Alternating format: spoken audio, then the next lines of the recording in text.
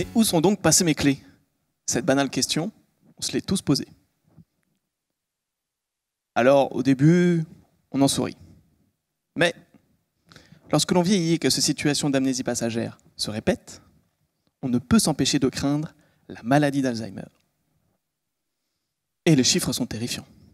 Toutes les 2 minutes en France, un nouveau cas est diagnostiqué. 35 millions de personnes sont atteintes à travers le monde.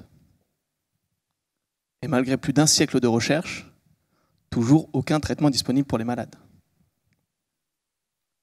Alors cette pathologie est décrite comme une maladie neurodégénérative progressive, c'est-à-dire que le merveilleux réseau de 3 milliards de neurones situés dans nos cerveaux est attaqué durant des dizaines d'années. Le principal suspect? Le peptide amyloïde. Cette petite molécule est naturellement présente dans nos cerveaux. Mais chez les malades, sa quantité augmente. Elle s'assemble, s'accumule, pour former des espèces toxiques.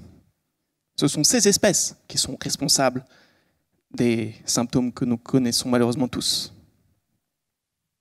L'objectif de ma thèse est donc de trouver de nouvelles stratégies thérapeutiques contre la maladie d'Alzheimer. Mais revenons tout d'abord à notre principal suspect, le peptide amyloïde.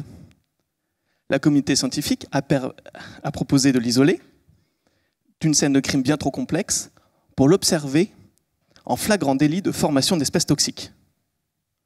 Pouvant attendre les dizaines d'années nécessaires à ce phénomène dans nos cerveaux, le premier objectif de ma thèse a été donc de le reproduire en seulement quelques heures. La maîtrise de ce bouton accéléré, ainsi que le placement de notre loupe au-dessus des espèces incriminées, va permettre l'évaluation de nos candidats médicaments. Passons donc maintenant à la deuxième étape, la synthèse de nos candidats médicaments. Ils sont conçus pour neutraliser les espèces toxiques. Ces espèces toxiques sont formées par le peptide amyloïde, qui se comporte un peu comme le périphérique parisien. En temps normal, le trafic est fluide.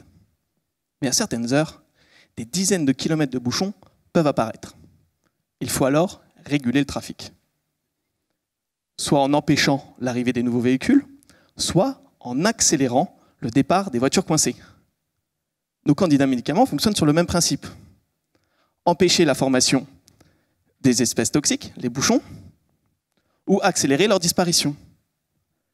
Ces analyses ont permis d'identifier 2 candidats médicaments particulièrement prometteurs. Finalement, l'ensemble de ces travaux va permettre, je l'espère, de trouver des nouveaux traitements de la maladie d'Alzheimer. Mais pas sûr pour autant que nos clés cessent de disparaître.